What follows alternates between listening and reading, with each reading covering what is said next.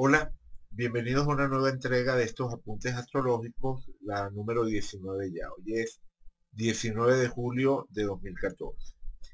Y el material de hoy lo vamos a dedicar a un personaje llamado Mary Mallon, mejor conocida como María Tifoidea. De entrada, claro que es un personaje del que no tenemos hora de nacimiento, pero, pero que igual vale la pena estudiar. Ustedes saben que no siempre tenemos la hora de nacimiento de un personaje que nos resulta interesante. En particular, cuando entré en contacto con la historia de Mary Mallon, bueno, inmediatamente tuve que montar la carta, o al menos lo que se puede hacer cuando no tenemos hora de nacimiento, que es ver las posiciones generales de los planetas en ese día. ¿Por qué? Porque realmente es una historia curiosa, por una parte, una historia extremadamente curiosa, muy particular, pero también una historia muy trágica y con unos elementos extremadamente singulares, ¿no? Es una historia única desde muchos puntos de vista.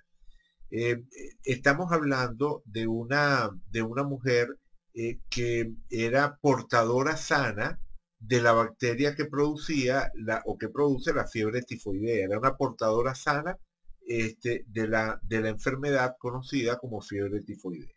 Esta es una enfermedad que muchas veces resulta mortal, no siempre, ¿no? Pero por lo menos en un 20% de los casos, la fiebre tifoidea, cuando no es tratada, desemboca en la muerte. Claro, hoy en día, con los antibióticos, es muy difícil que alguien muera de fiebre tifoidea, pero en esa época, en la época de los acontecimientos de los que vamos a hablar, que es principios del siglo XX, se desconocían los tratamientos con antibióticos y bueno, era una lotería. Si una persona enfermaba de fiebre tifoidea, había una probabilidad nada desdeñable de muerte, ¿no? O sea, por lo menos un 20% de posibilidad, de probabilidad de morir cuando se contraía la enfermedad. Es decir, estamos hablando de algo realmente grave.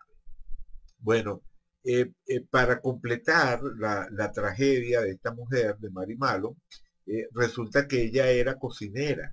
Ella nació en un pueblito en Irlanda y emigró junto con miles de irlandeses a los Estados Unidos buscando mejores oportunidades a finales del siglo XIX. Ella nació el 23 de septiembre de 1869 y cuando tenía 15 años emigra a los Estados Unidos y se labra un camino, una vida trabajando como cocinera. Algo que además resulta curioso, sabiendo que el nombre del pueblo en el que ella nació, el pueblo en Irlanda, por aquí tengo la página de Wikipedia, en la página, aquí está. Mary Mallon, María Tifoidea, nació en un pueblo de Irlanda llamado Cookstown. Esto me parece comiquísimo, teniendo en cuenta que, bueno, Cookstown, traducido literalmente, sería pueblo de cocineros o pueblo del cocinero. Y digo que es cómico porque, como digo, buena parte de la tragedia de Mary Mallon proviene precisamente de su oficio, del hecho de ser cocinera y del hecho de negarse a abandonar su oficio. Porque una vez que las autoridades sanitarias llegaron a darse cuenta de esa relación causa-efecto entre la presencia de Mary Mallon y los brotes de la enfermedad, ella iba a trabajar a una casa y entonces la mitad de los miembros de esa casa enfermaban de fiebre tifoidea. Se iba de allí a otro lugar y allí nuevamente la gente enfermaba de la fiebre tifoidea. Entonces, bueno, nada, en algún momento alguien logró darse cuenta, logró poner el cuadro en perspectiva. Un epidemiólogo de apellido Soper, creo. Bueno, este personaje se dio cuenta y alertó a las autoridades sanitarias y las autoridades, bueno, decidieron aislar a María Tifoidea. O sea, era natural. No lograban curarla, pero si le permitían estar libre, podía enfermar a otras personas. Para ella los médicos estaban locos. O sea, cuando le hicieron esa sugerencia por primera vez, esa idea, cuando ella se enteró de que los médicos que pensaban que ella era la causa de la enfermedad, ella decía, bueno, pero eso es absurdo. Si yo no estoy enferma, si yo nunca me he enfermado de fiebre tifoidea, ¿cómo voy a estar esparciendo una enfermedad que yo no tengo? Y en principio sonaba lógico. En esa época, principios del siglo XX, no se conocía tampoco nada o muy poco sobre el sistema inmunológico y eso de que una persona pudiera portar una enfermedad sin enfermar de esa enfermedad era algo que simplemente sonaba a locura, a contrasentido. Y para ella los médicos estaban locos, y se negaba a colaborar con ellos y sentía que la estaban aprisionando, la estaban castigando, aunque ella no había hecho absolutamente nada malo, por simplemente un capricho de los médicos. Bueno, así transcurre su estancia durante los primeros 3 años, de 1907 a 1910, cuando vive su primera cuarentena. Pero en 1910, después de una cierta presión a nivel de la prensa y de que ella fue o no fue, porque ella estaba en cuarentena, pero se comunicó con jueces, abogados, en fin, hizo presión averiguando sus derechos, hizo presión para, para que, bueno, para que la dejaran libre, ¿no? Y entonces al final los médicos le dijeron, bueno, ok, puedes salir, te vamos a permitir salir al mundo nuevamente, siempre y cuando uno dejes el oficio de cocinera, no te dediques más a cocinar, gánate la vida de alguna otra forma. Y segundo, cumple con esta serie de normas de higiene para evitar que contagies a otras personas. Ella acepta, en el fondo, como les digo, poco convencida, ¿no? Ella acepta como porque tiene que aceptar para poder salir, para que le den el permiso de estar nuevamente en el mundo. Y entonces ella acepta, pero ¿qué hace apenas sale? Se cambia el nombre, en lugar de Mary Mallon, de ahí en adelante se va a hacer llamar Mary Brown y vuelve a dedicarse a cocinera. Se cambia el nombre a Mary Brown y vuelve otra vez a dedicarse a ser cocinera. Por eso decía que me causaba gracia lo de que hubiese nacido en un pueblo cuyo nombre era pueblo del cocinero, pueblo de cocinero, porque efectivamente no solamente fue que ella se dedicó a la cocina, sino que además insistió tercamente en dedicarse a este oficio a pesar de todas esas advertencias médicas. Bueno, ocurrió lo que tenía que ocurrir. Se volvieron a repetir los casos de brotes de fiebre tifoidea por allí por donde iba pasando Mari. Y entonces resulta que 5 años más tarde, en 1915, hubo un brote tan grande que generó una respuesta más o menos inmediata y por fin lograron encontrarla, porque la estaban buscando desde que ella se fue y se cambió el nombre y le perdieron la pista. Las autoridades sanitarias estaban pendientes de encontrarla, pero ella se iba moviendo de un trabajo a otro, y lo cierto es que le perdieron la pista, pero la volvieron a encontrar por allí, por 1915. Y ahora sí, la colocan en cuarentena y queda en cuarentena por el resto de su vida. Muere encerrada, muere en cuarentena encerrada. Como digo, es una historia trágica porque ella no hizo nada malo, ¿no? Por lo menos conscientemente, porque incluso cuando se cambia el nombre y se dedica a ser cocinera, lo hace porque ella realmente no cree en los médicos. Por aquí tengo un reporte de prensa, que es de 1909, un año antes de que la dejaran libre, donde se habla de que la portadora de la fiebre tifoidea busca su libertad. Y ella afirma que los doctores están todos locos. Esto definitivamente era el pensamiento de ella.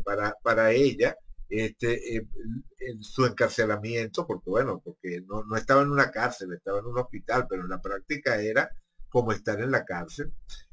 Su encarcelamiento era totalmente injusto, no tenía sentido y la única explicación era que los doctores estaban locos. Entonces, como digo, no se puede calificar de villana. Mary Malo no la podríamos describir como una villana. Quizás en todo caso como un ser terco, como un ser ignorante, pero nunca como una villana. No había en ella la intención de dañar a otro, pero sí el deseo de permanecer libre, el deseo de hacer lo que ella quisiera hacer con su vida, la negativa a aceptar que se le impusieran esas restricciones. Cuando la primera vez que un médico se le acercó pidiéndole que le diera muestras de sangre para hacerle un análisis y ver si ella estaba enferma o no, ella lo sacó de la cocina con un cuchillo, le sacó un cuchillo y lo hizo correr. Y cuando las autoridades sanitarias por fin fueron a detenerla, eh, eh, eh, aparentemente hubo una pelea tremenda con los policías. eh, por aquí está descrito. La confinaron por primera vez el 19 de marzo de 1907, después de una lucha severa, de una lucha fuerte, en la que ella demostró una remarcable agilidad y fuerza física, ¿no? Es decir, describir una lucha como que ella demostró durante la lucha fuerza física y agilidad, bueno, significa que efectivamente dio la pelea, ¿no? Le costó a quienes la fueron a detener, les costó dominar. Bien.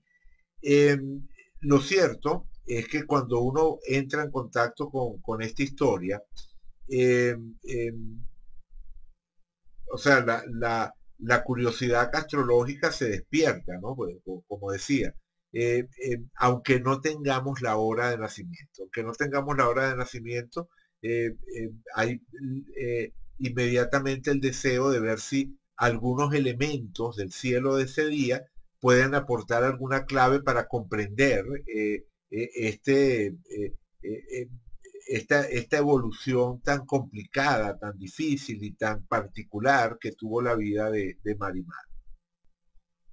Así que bueno, aquí tenemos su carta, como dije, calculada para el 23 de septiembre de 1869 en este pueblo llamado Cookstown.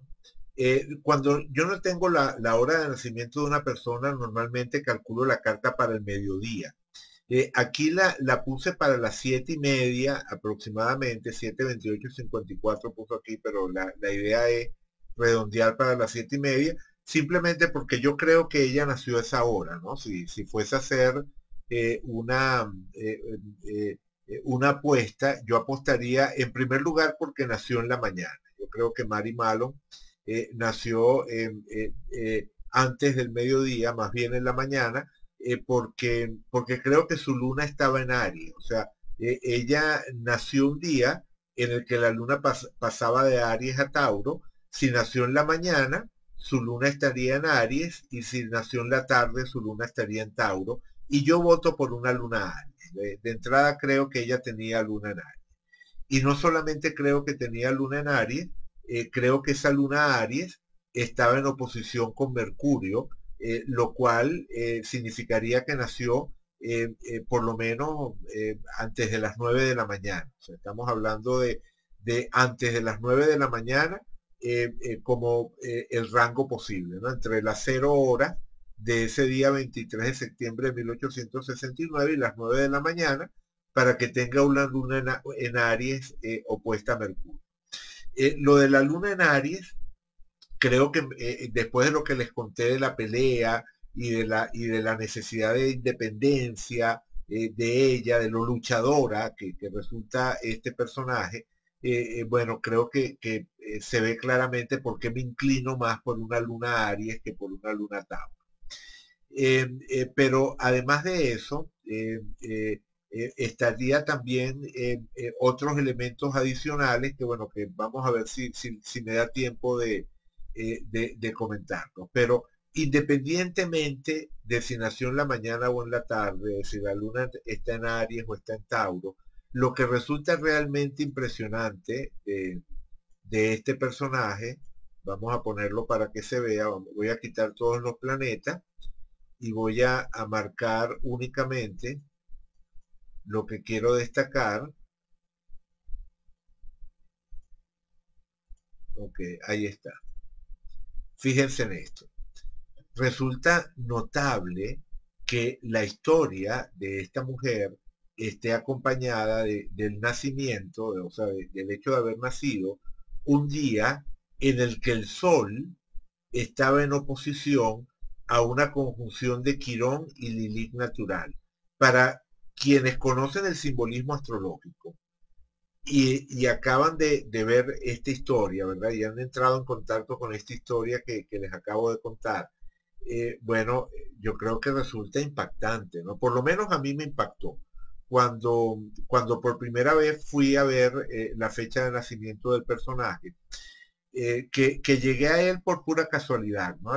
Estaba leyendo un libro, en el libro había una referencia a María Tifoidea, busqué María Tifoidea en Google, me encontré con la historia, busqué la fecha de nacimiento y me encontré con esto y como dije, no pudo menos que impactarme.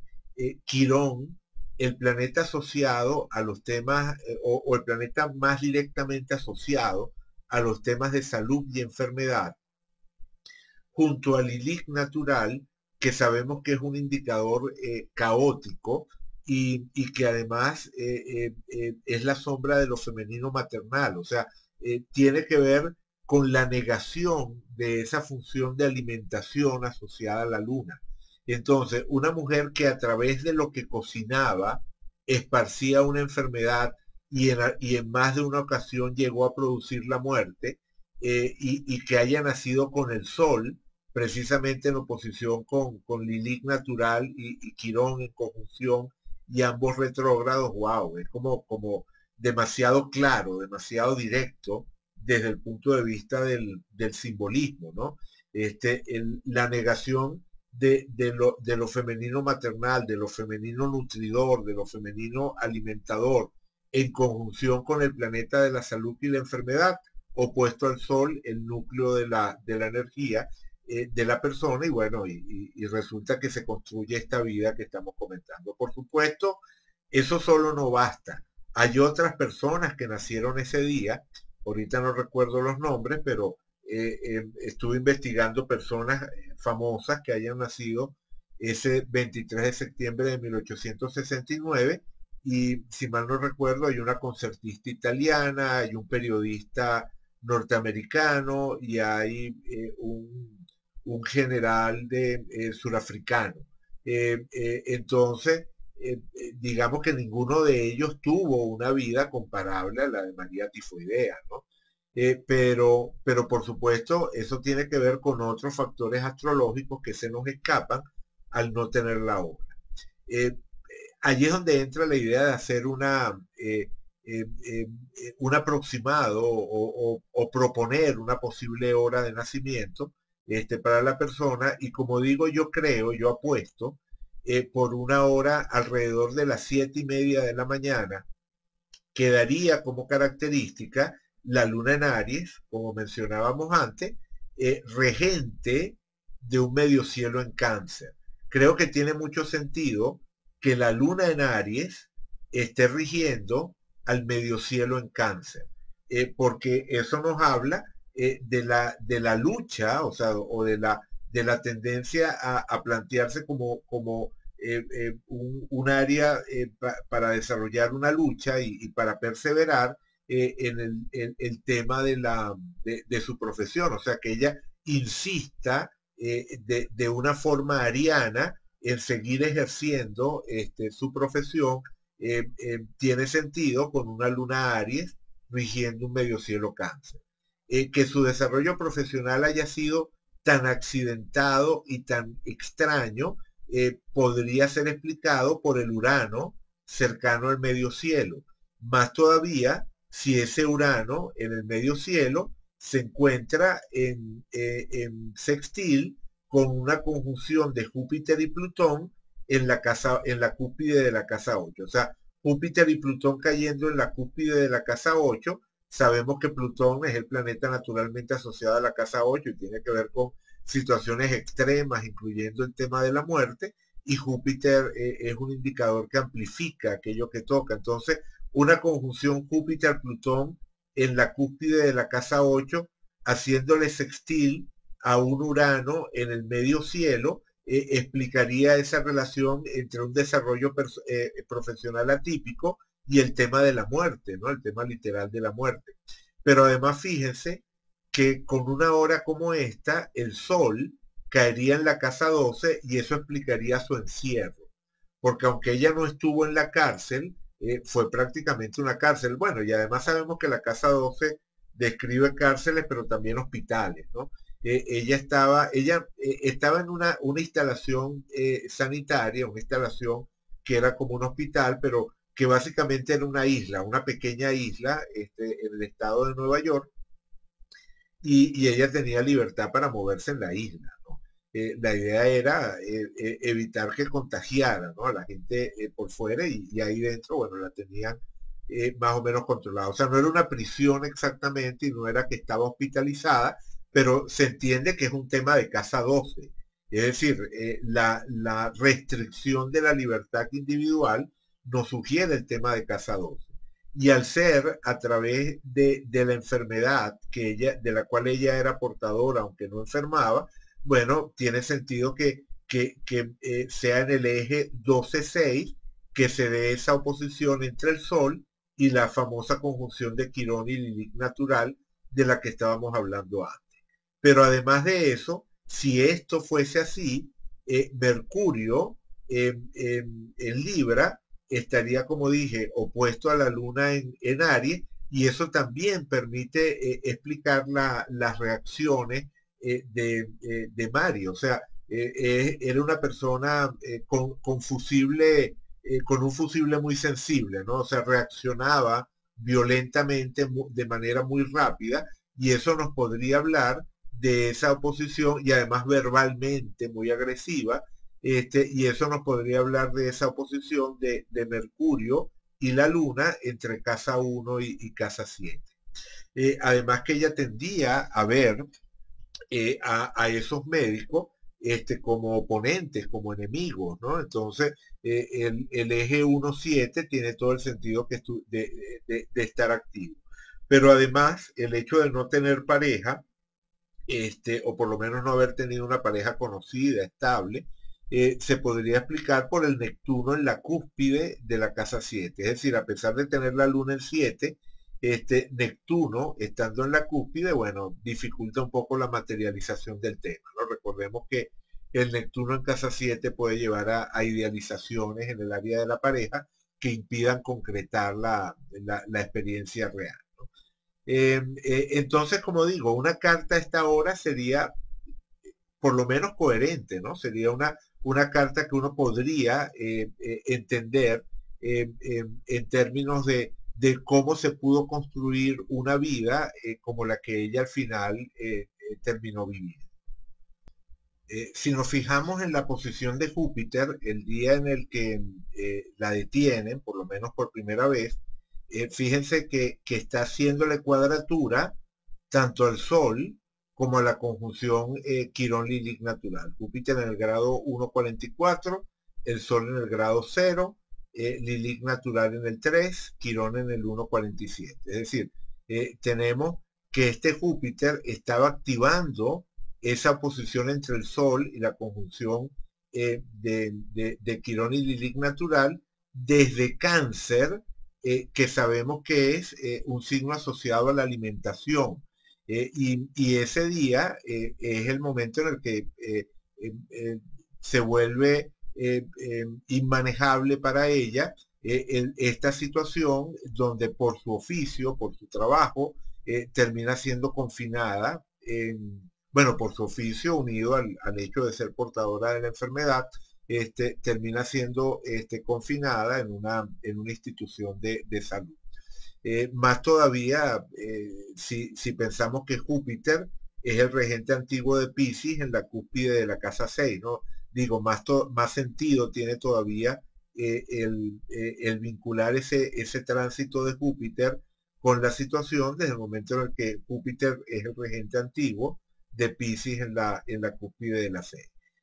Si lo vemos por otra técnica, si vemos este mismo momento por otra técnica, en este caso por direcciones ecuatoriales, resulta notable que Quirón, desde el grado 639, le estaba haciendo oposición a su Venus en el grado 556. Claro, este orbe es bastante grande para una dirección, o sea, cuando hablamos de direcciones ecuatoriales, la idea es trabajar con orbes pequeños, ¿no?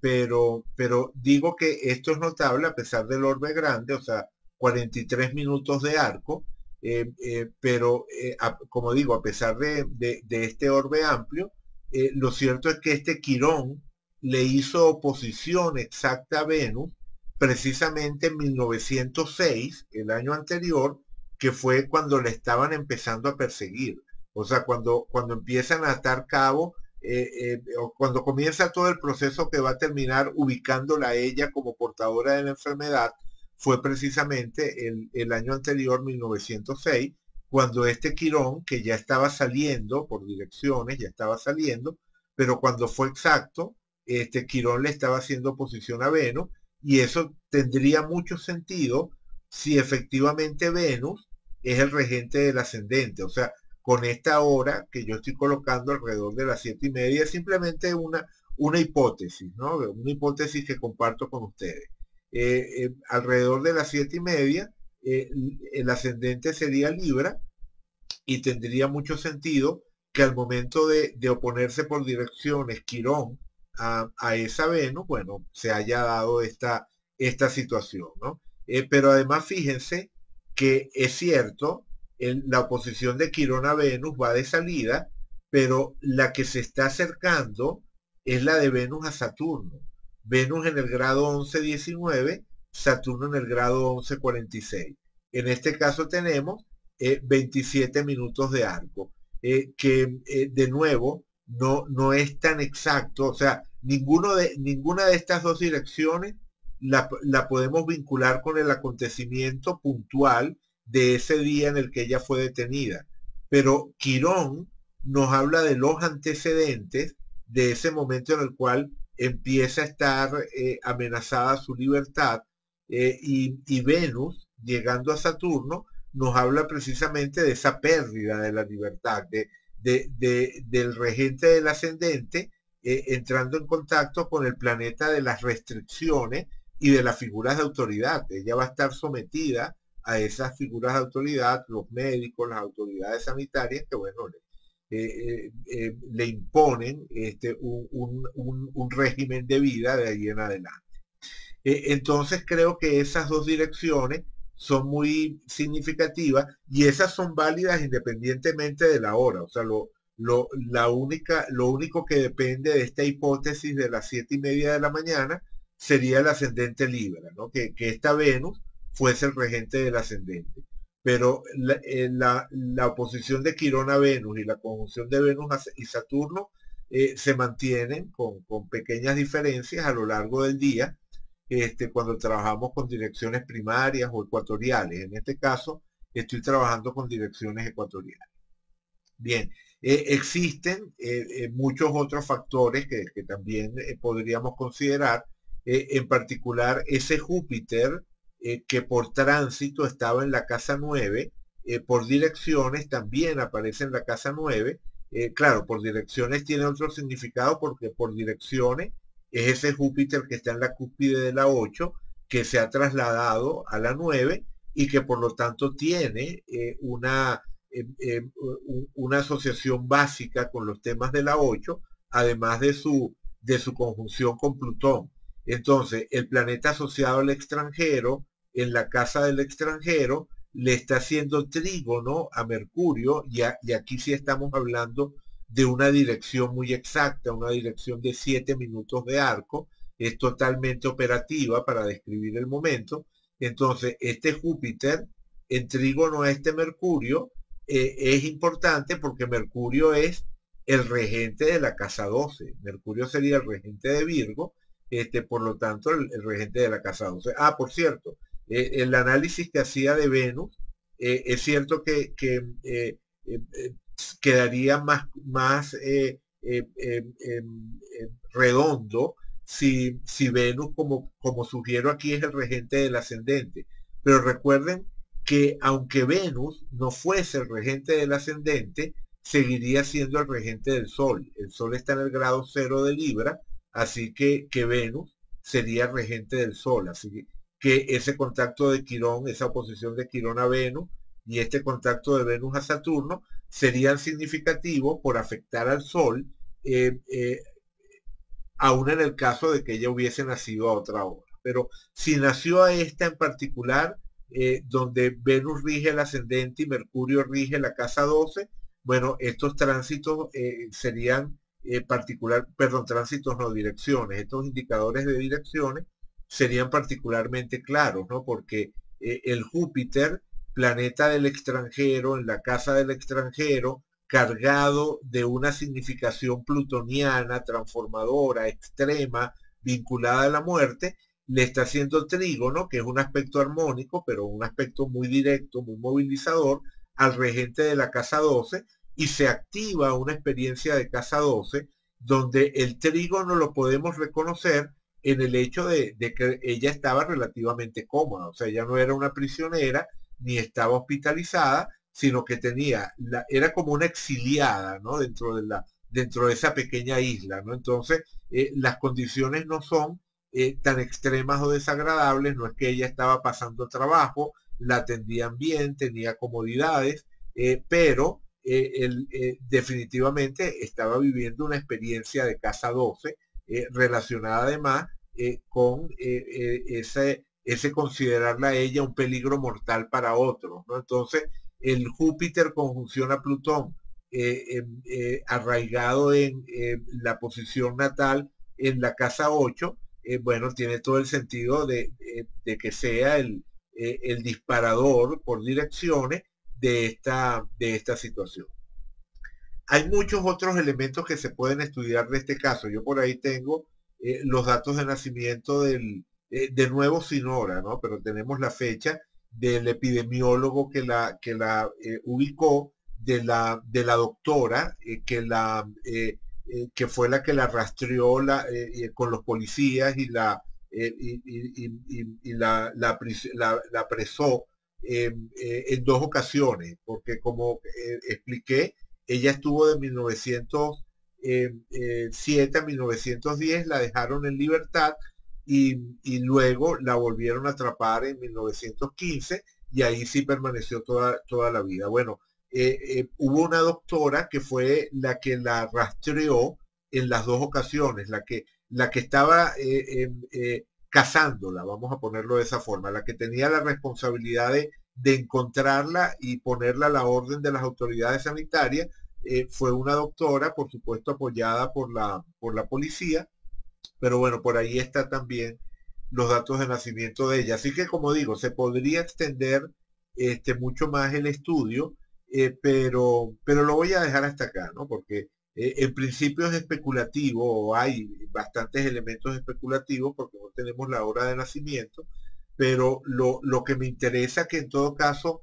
retengamos de esta historia es lo que le señalé al principio del análisis.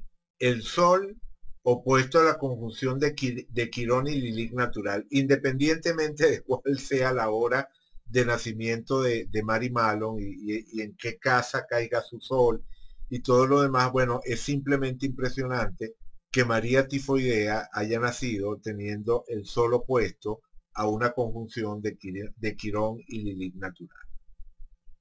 Y en esencia, compartir ese dato con ustedes fue lo que inspiró este apunte número 19. Entonces, lo dejo hasta acá. Gracias como siempre por acompañarme y será hasta la próxima entrega.